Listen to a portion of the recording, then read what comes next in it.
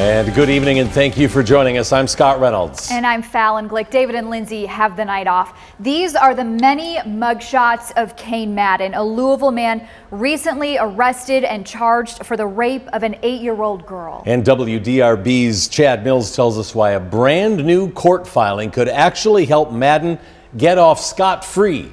Chad? A court filing that evoked some strong feelings in Louisville's California neighborhood tonight. Lots of passion, some four-letter words, even some threats of violence. Greg Goodman does everything he can to beautify Louisville's California neighborhood.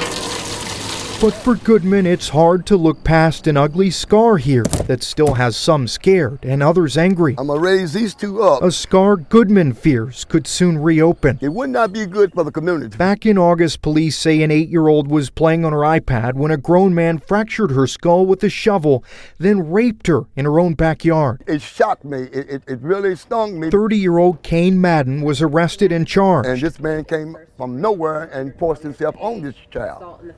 And it's been shocking ever since. Shocking because even though Madden is still locked up, records show he's walked free multiple times in the past from other gruesome crimes. When would it stop? When would the merry-go-round stop? As WDRB News uncovered weeks ago, Madden keeps falling through a narrow gap in state law.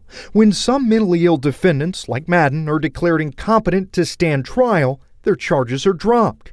Instead, prosecutors try to have them hospitalized for treatment, but Kentucky law says in part that people can only be committed against their will if they can benefit from that treatment, even if they're considered dangerous, which means people like Madden are often released. The safety net is absolutely failing. It's failing our community, and it's failing these people who are desperately in need of mental health treatment. Defense attorney Ashley Hellman isn't Madden's lawyer, but sat for this interview to help explain the latest update in his case that could pave the way for Madden to walk free yet again. This week, Madden's attorney filed paperwork asking a judge to dismiss the rape case against Madden since he was already found mentally incompetent to stand trial multiple times earlier this year. Typically, when this argument is raised, it is that someone is still incompetent to proceed forward with the trial. In a hearing next Friday, a judge could decide whether Madden's still mentally unfit to stand trial and whether to drop his charges or not. It's a large range of discretion that a court has to really look at an individual defendant, and that's what's key here. Hellman adds, even though Madden was found mentally incompetent last time, it's not a guarantee he's still incompetent this time. All this right here will be cut down. Meanwhile, if Madden's charges are dropped, and if he's ultimately released, Goodman fears for his community and for Madden too. I'm afraid someone will hurt him.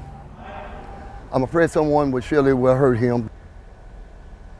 Now, one question we had tonight, will Louisville's prosecutor fight the motion to dismiss the case against Madden? Commonwealth's attorney Tom Wine said, quote, "We are reviewing the motion and preparing a written response. We expect to have oral arguments before the judge on these issues. That will happen next week." This Madden case, of course, just one of many. And you've been working on this story for weeks now, Chad. This isn't just a Cane Madden problem. We have seen similar cases across the state. Next Monday night at 4 p.m.